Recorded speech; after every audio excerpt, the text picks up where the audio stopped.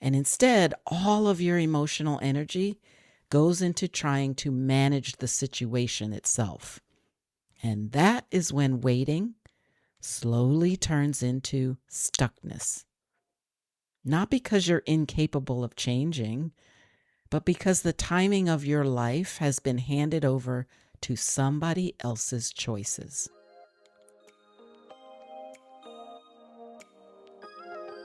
Hi, my friend. Welcome to the Bounce Back Black Woman podcast.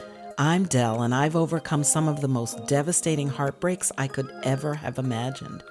Do you find yourself stuck in sadness after a broken heart, asking God, why me? Well, I'm here to help women just like you heal and build the resilience to overcome life's greatest hurts. If you long for joy and confidence again, this podcast is for you. So grab your headphones and those heartbreaks. Let's talk. Hey there, my friend, and welcome back to Bounce Back Black Woman. If you're new here, you should know that this is a space where we talk honestly about heartbreak, healing, and the journey of finding your way back to yourself. And I want to start today by asking you something important, and maybe something a little bit scary. Do you ever feel like your life is moving forward on the outside, but emotionally you feel paused? I mean, you're functioning, you're going to work, you're taking care of your responsibilities, you're handling life. But quietly underneath all of that, there's still sadness, maybe even heartbreak, and maybe a quiet feeling that you're stuck.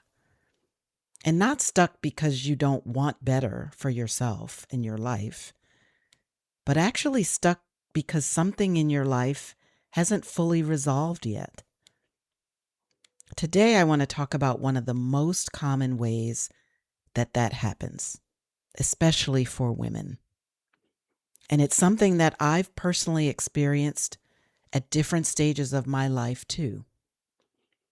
Sometimes we feel stuck because we're waiting.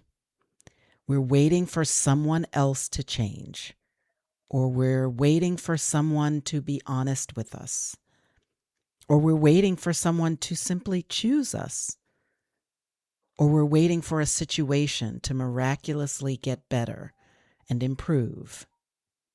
And while we're waiting, our life quietly pauses. Not the daily stuff, but the big capital L life takes a pause. Now, what's tricky about waiting is that it often looks like being responsible. It can look like being patient, which we take as a good trait. It can look like being loyal, which we also praise in our society. It can even look like being faithful. And that one is a non-negotiable. We are filled with faith. But we have to be careful because it can quickly shift. When you start telling yourself, I just need to give it more time, or maybe if I handle this a little bit differently, things will improve, or maybe I just haven't done enough yet. And so you stay. You stay in the conversation. You stay in the friendship. You stay in the relationship.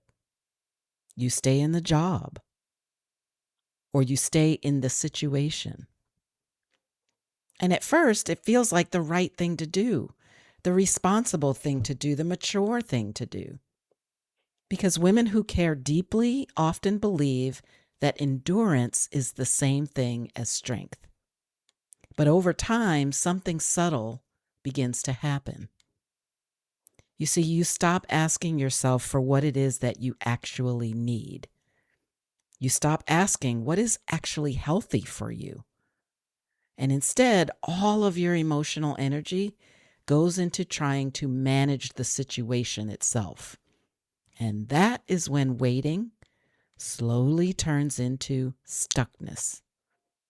Not because you're incapable of changing, but because the timing of your life has been handed over to somebody else's choices. I want to say something here with all the compassion in the world. Many women who feel stuck are not weak. They're just hopeful. They believe in commitment. They believe in faith. And they believe that people can grow and change. And because of that, they stay and/or they wait. I know this pattern because I've lived it. In 2 important relationships, I kept moving the boundary line. Every time something happened that hurt me, I told myself, maybe things will improve. Maybe I hadn't tried hard enough yet. Maybe if I just gave it a little more time, things would change. And you know what? Every time I moved that boundary line, I moved a little further away from my true and authentic self.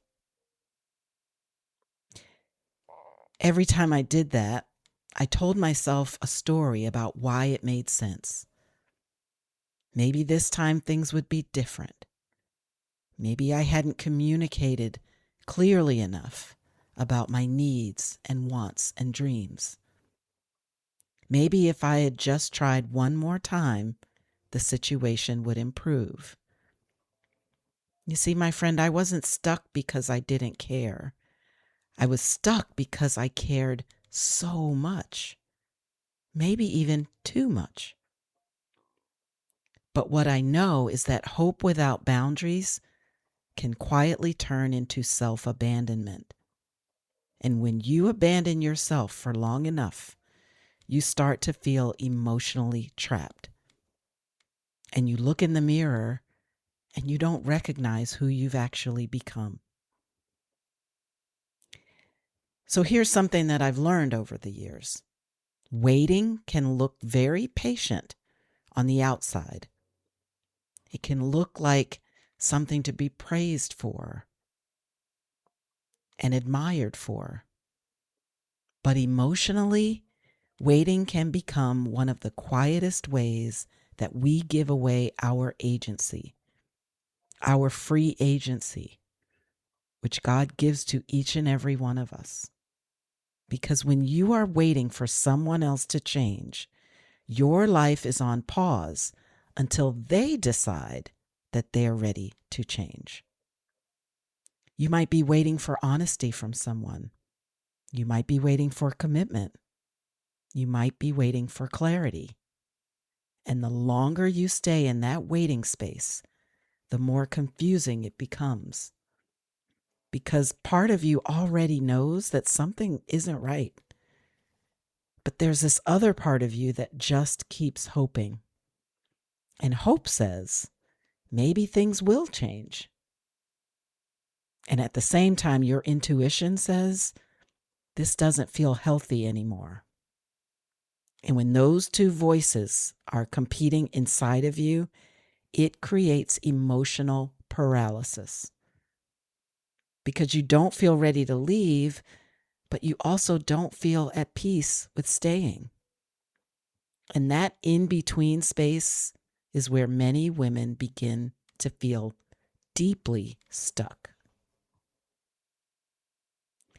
My friend, it took me a long time to recognize this pattern in my own life. And when I finally saw it clearly, it was not comfortable. It was objectively uncomfortable. But it was also freeing. So let me ask you a few honest questions. And just sit with them as you listen. Where in your life have you been waiting for someone else to change before you allow yourself to move forward? Where have you slowly moved your boundary line, hoping that the situation will eventually improve? Is there a truth about your situation that you already know deep down in your soul, but you haven't been ready to say it out loud yet. And if nothing about this situation changed for another year, another 365 days, would you still choose to stay exactly where you are? My friend, know that those questions are not meant to judge you. They're meant to help you see something within yourself. Because sometimes the moment of recognition is the moment when we realize, I'm not actually stuck. I've just been waiting on someone else. Here's the faith reflection I want to share with you, because faith is powerful. Faith can help us endure incredibly difficult seasons in life. Faith can give us the courage to keep believing that healing and change are possible. But one of the things I've learned on my own journey is that faith was never meant to replace your boundaries. Faith doesn't mean tolerating what is breaking your spirit. Faith doesn't mean ignoring your own intuition. And faith doesn't mean abandoning yourself in the hopes that someone else will eventually do the right thing. Sometimes faith looks like patience, but sometimes faith also looks like clarity. Sometimes faith looks like trusting that God will walk with you as you choose something different. And sometimes the most courageous moment in a woman's life is the moment when she decides to stop waiting. And she decides to start listening to the truth that she already knows inside. Recognition can feel uncomfortable because once you see a pattern clearly, especially if it's a pattern of your own behavior, you can't pretend to unsee it. You can't pretend that you don't see it any longer. And recognition is also powerful because it's the moment when your awareness begins to return. You start to realize that maybe you aren't as powerless as you thought you were. Maybe your life hasn't been paused forever. Maybe you've simply been waiting for permission. And sometimes the most important permission you can give yourself is the permission to choose differently. So here's the question that I want to leave you with today. Where in my life have I been waiting instead of choosing? Just sit with that. Pray on that. You don't have to solve everything today. But I want you to know that recognition is the first step toward change. Now, in the next episode, we're going to take this conversation a little deeper. Because once we recognize the pattern of staying or waiting too long, the next step is reflection. Asking ourselves the honest questions about why we've been doing that. And that, my friend, is where the real clarity begins. So until next time, my friend, take care of your heart and remember that you deserve a life that moves forward. Well, that's it for today, my friend. I really hope this episode inspired, encouraged, or just plain comforted you. If so, please share it with a friend who might be struggling in her own healing journey. And if you take a moment to leave a quick review on Apple Podcasts, you'll help other women find encouragement through their heartbreak. Remember that God is holding your hand along this journey. And guess what? I'm holding the other. Life is short, so bounce back, Black woman.